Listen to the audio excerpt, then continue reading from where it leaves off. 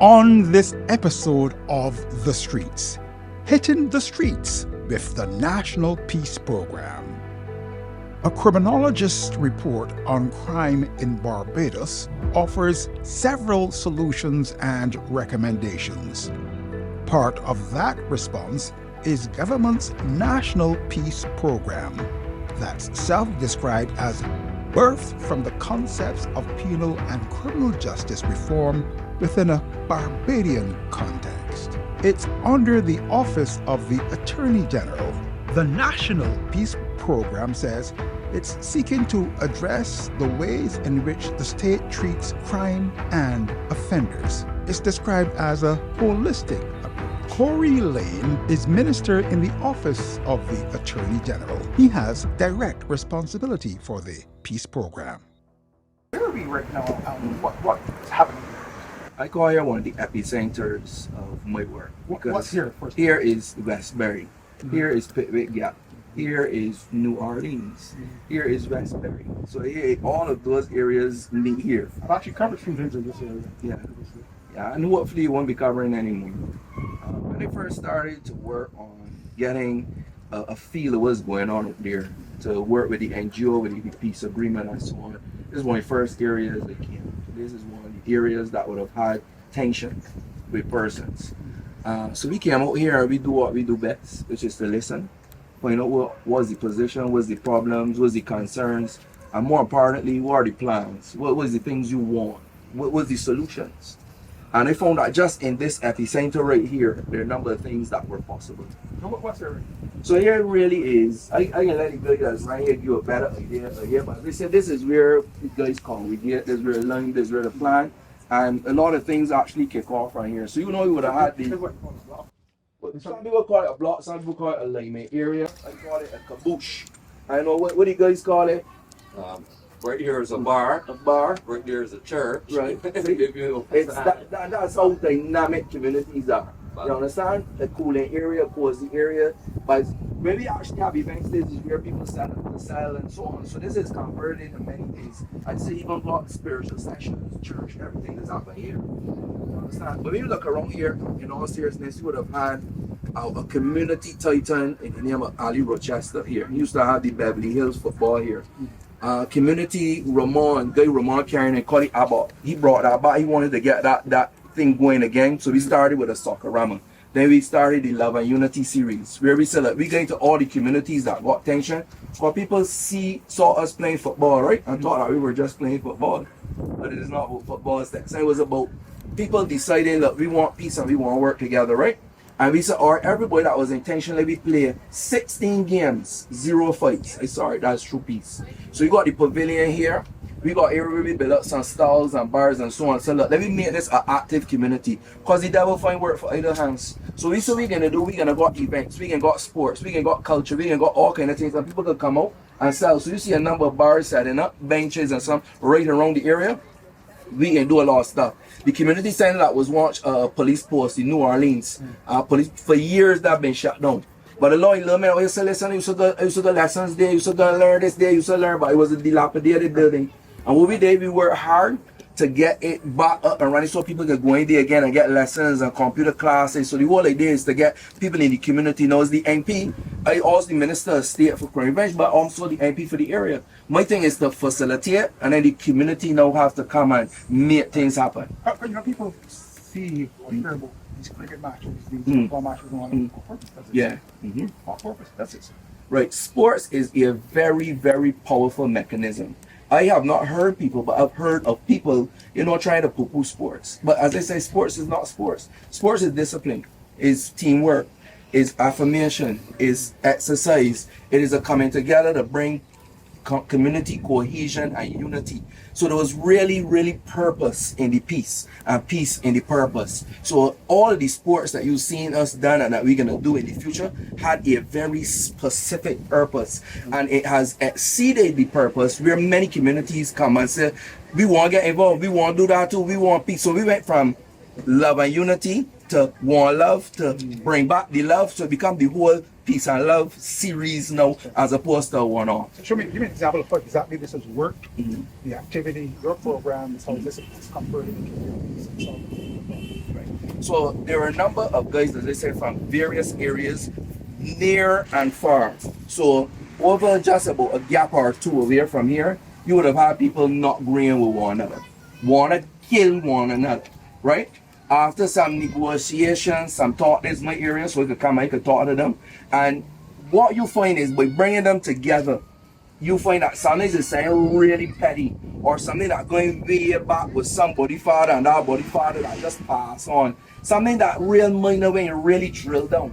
And they say, all right, man, all right, we can try to work together. But if you just leave it there, what you need to do is to get down working together, playing together, eating together, breaking bed together, coming to the bar together, coming to church together, so that you got that long-term sustainable peace. Getting the peace sometimes can be easy, it's keeping the peace. Yeah. And that is the sustain and maintain that we got to work on. Let's talk about that a bit, sustainable peace, because we did see a clear demonstrable lull in the violence at one point, and then it started again. Some ferocities in Mexico. And now, relatively quiet. Explain that. Right. It is very difficult to explain, because you asked me to explain human behavior, but in this case, there are clear lines of delineation, there are clear lines for us to understand the differences. So throughout Barbados history, there's always been ebbs and flows, spikes and dips.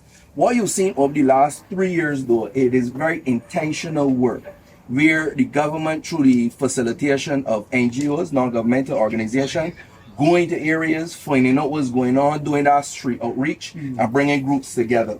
So as you said, there was a sustained period where things were relatively quiet, and then a new game came on town, and the new game didn't really want peace, and they tell people so without apology. Explain. People that were in prison, they came out, old beasts get kicked back up, but the people that were at peace still at peace. But people really need to understand it. Right, What is going on. a lot of people don't understand how these things work, and I don't be vexed with them, and I help you to understand. So what came into the scenario is a third element. A third element entered, and that had the potential to make the first two peaceful elements not be so peaceful again. A third. Explain me the first. So there were two main areas against each other. Those two main areas, as I understand it, through the NGO, came together, did what they had to do. Say that we want peace. 16 months, peace. In comes a third party now, a third wheel, a new game in town, and decide we want no peace. And they started back to get involved in what we were becoming not accustomed to. We were becoming accustomed to peace. They started back with war. Now, we didn't go about it the same way we did with the first set, because the first two sets were really from the beginning, from the get-go, in the back of their mind wanted peace, and that made it easy. This third set, not so much. Now, recently, they seem to want peace, so the NGO is now working with them through the same mechanism, through the same street outreach, negotiation, non-aggression agreement, working towards another peace with the third element. What changed? What changed for me is a number of things. What changed for them, listening to them, is that trying to keep up with the violence. That's number one. Number two, losing a number of key figures. Number three, seeing that the society is not tolerating this as, like for instance, cases being called a lot quicker. Before Sundays, it would take you 10 years to get a case before the court. You see cases brought within 6 months. You used to see people get what people consider a slap on the wrist, 7 to 15 years. You see people getting 30, 40 to 40. When you take the combination of things, because different things affect different people in different ways. So some people may care about that, some people may not care about that. Some people want to live and some people don't care to live. So when you take the whole combination of factors, there's some that decide, I want to live. There's some that realize, like, okay, we drop in like flies. They got some that realize these judges ain't playing, but they double digits. You understand? All of those combining factors sends a signal, and then you start to see a difference in behavior. What you're saying, really what you hear a lot of some of the analysts and criminologists and other experts say is that it requires a combination. It does. Factors. It has to be these set of social issues. It has to be dealing with what they call the policing aspect. Correct. Suppression. Policing aspect of it. And then obviously the criminal justice system and that stuff like that. And also then the element of your looking at community activity. So you're saying a combination of factors. It's a combination of factors that causes it, and it requires a combination of factors to solve it.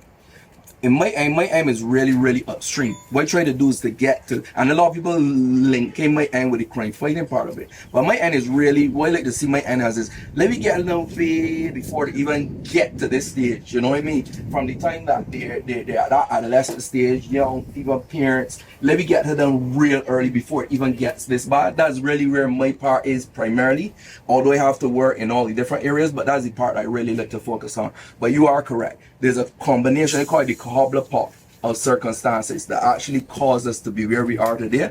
And therefore, it will take a cobbler pot, a combined effort with the whole of society, a whole set of initiatives, a whole set of approaches to really treat to it. The other thing we hear from some of the experts as well is that it's really a long-term process. Yeah, and it is a long-term process. And the thing about that is that we are in a microwave generation. Everyone wants everything instantly. Microwave, beep, beep, beep, beep, and you got it, the abracadabra, poof. When you're dealing with human behavior, when you're dealing with behavioral change, it is a marathon, it is not a sprint. So where are we now, today? Not geographically, but where are we in terms of the process? For me, we're still struggling along, I will tell you. We've got some green shoots in some of the areas that we have started to plant. Like, so if I flip the script, we've taken a number like 13 to 18-year-old really at-risk youth, started to get them working on the personal and professional development. That's been coming along really good. We had a lot of initiatives looking at, the singing program, music program, art programs, things that young people like to do. That's been coming pretty good. The challenge I think we are having really is with the narratives, and there are a lot of people fighting more the effort than fighting crime itself. That's one of my biggest challenges right now. So crime is around the world is a very sexy topic. So there are a lot of people who like to jump on a bandwagon and try to attack effort as opposed to say, let me join in. So I don't want to be part of the solution, so therefore we become part of the, okay, you answer this stuff. So that is a big part of it. Now, in terms of perhaps, especially with the early successes we had, you think yourself might have created certain expectations?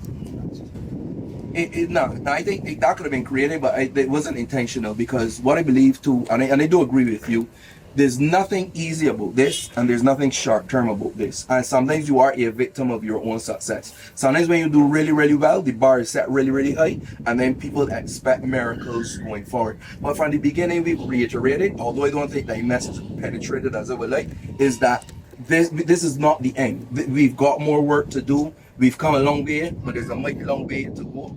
And we just need the support of everybody. We've been calling for it from the beginning. But I want to finish answering the question in terms of where we are. In terms of the various groups, what I am finding, what I'm liking, is as I interact with all the different groups and so on, one of the things that really is highlighted is that people actually do want peace and want better for the living. There are a few belligerent ones up there that see the lifestyle and think that it's real cool and thing. But in the main and in the majority, people want peace, people want to develop, people want to see the community doing, people want to have fun, people want to live like anybody else, people want to develop, people want to have assets and, be able to live and fly and buy and, have things as well. That is the majority, that is the main in this country still. What's next? What's next is really seeing how we can get the support for the crime prevention program, the national peace program, so that we can grow from strength to strength and do more and more programs and penetrate communities and saturate communities with positivity. Support morally, support financially comes from time to time, but really the support of the public, because what people don't understand, people say talk is cheap. One of the things that, and I keep harping on it because it's real, when people get, and as I say, sometimes not even genuinely try to attack, certain things you're doing. It's fun for them. They get a couple points here, some political points there, but they're actually affecting the program and affecting people's lives. Because of a certain, falsehoods and things that were put out there, certain programs had to be reviewed and pulled and so on, and those actually affect people's lives. It may not affect my life or your life, but Stetson, believe you me, listen to me when I say it, hear me when I say it, they're affecting a number of people's lives and people that can at least afford it. According to government's own analysis, neighborhoods with lower socioeconomic status and high population density tend to have more elevated rates of crime. That report offers a number of recommendations and solutions. It posits that solutions to the problem of homicides and violence tend to be more practical and effective when they involve working with the communities. You know, as minister and PV policy, we got be able to facilitate, but then we got people on the ground to actually make the things happen. This is where the rubber hits the road. So when community members here, right, we're going on, man, as well. Yeah. He want guys that want to be, put on programs and so on. Because remember, I can't be in all 15 communities every day, although my people would love me to be. So we really got to depend on people on the ground to actually make sure that the community is not idle. So tell you a bit about what we want to do. Well, yes, please. We basically doing basketball, netball, and doing a little music for the talent so that you could get some Bajan talent. So you could get the singers, the chanters, even the poets to come out and then you still got your basketball, your netball, and you're doing that there so you could create the community spirit, more get togetherness, more mutuality. So that's why we're glad that the general came along, you know what I mean, and made the progress and made the process happen, you know what I mean. Explain me how this is impacting the young people. How is it benefiting them? Well, it impact the young people because it's going to give them something to do in the time, and again change the narrative or the things how people look at life, and especially how youngsters look at life. If he's making good examples of people that have good examples to look up to, you know what I mean, hopefully it might even be changed up and turned into one of the beautiful examples too if they grow up there. So you know what I mean, it's about the opportunity and how you use it. So hopefully everything will be, you know what I mean, working. Definitely, and as so people, as I told you before, people want to grow up, people want shine. You understand what I mean? People want something to aspire to. You give them that aspire. As I said, my job is a hard job, and I gotta get the things, I gotta get the lights, I gotta get Pacifics, I gotta get the things built. But them job is the important job. That is really bringing the people together and keeping them together. Bringing them to rehearsals. As he said, the devil find work for idle hands. When people out there ain't got nothing to do and can't see themselves as going anywhere. You know what I mean? Any road take them there. But when they know that it could be part of a team, it could be part, and they got our coaching and they got these there to keep giving them that positive word sound, that encouragement. That's where it's all at, Stetson. That's where rubber hits the road. Do you feel you're making progress? Yes, please. Yeah. Just know they might have a little dancing, and you can get the African girls and the little dancing thing back in the community, and that's a part of life in the community really is. You know what I mean? But progress is a process, as you say. No recovering from a little fall. We can get everything back working and No retreat, no surrender. yes, please, be positive. We have a lot of situations where a lot of youngsters, right, just ain't got no guidance and the alignment and the block and the alignment. And you understand me? And then it goes downhill from there. But as you say, once you could pull them into something positive, pull them in, as you say, into the dancing, singing, football, all type of different things. The homework club, one things that a lot of youngsters told me they misses. Like when they grew up, they were able to do homework in the community center. They had somebody to help them with homework, that kind of thing. In these communities, some may not even have the facility to do that kind of thing. So community come together, we can make it happen. Some youngsters already playing football, soccer, as I'm calling it. As we Yeah, scrimmaging.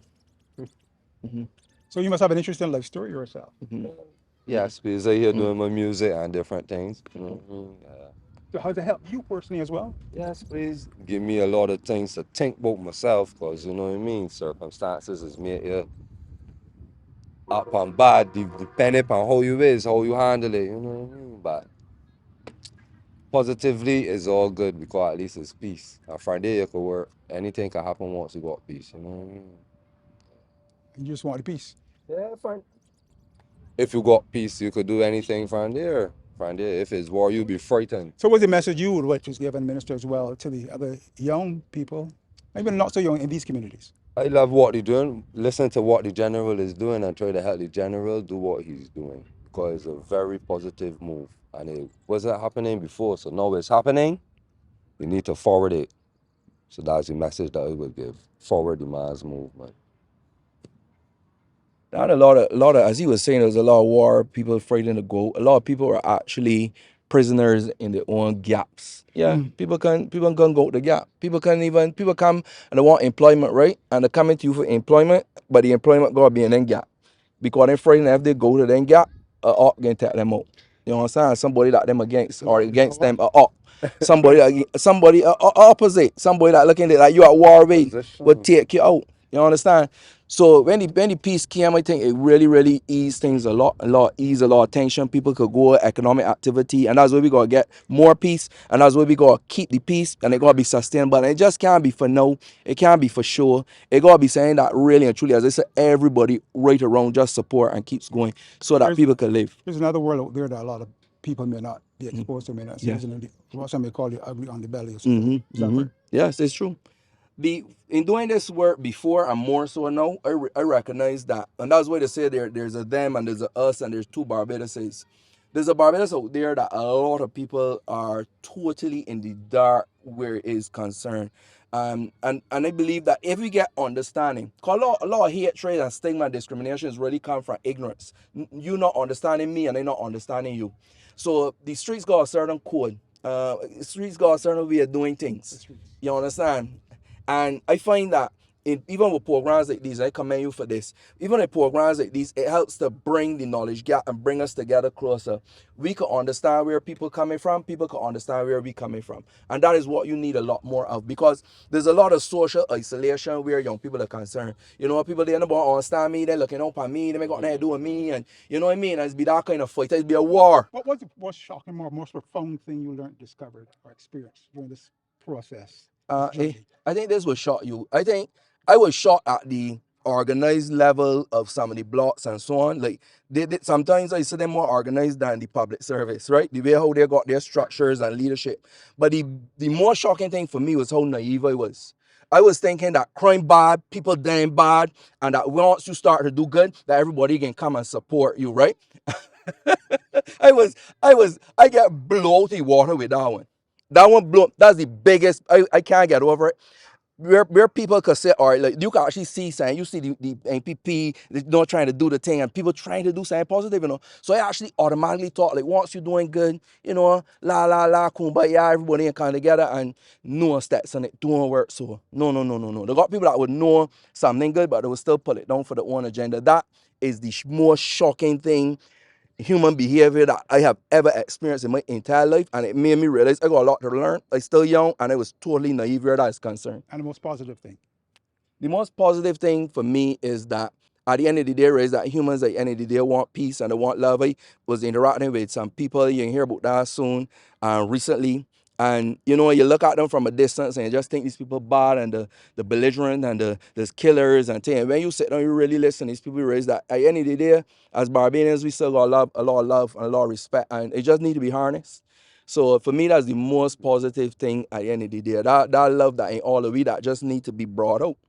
That's the positivity you talk about earlier. Yes, please. Well, made me so proud of the way how we speak it. That's me there, boy.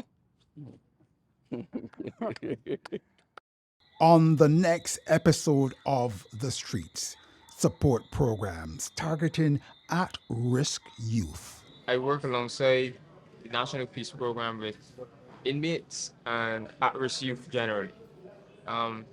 We strongly believe in second chances.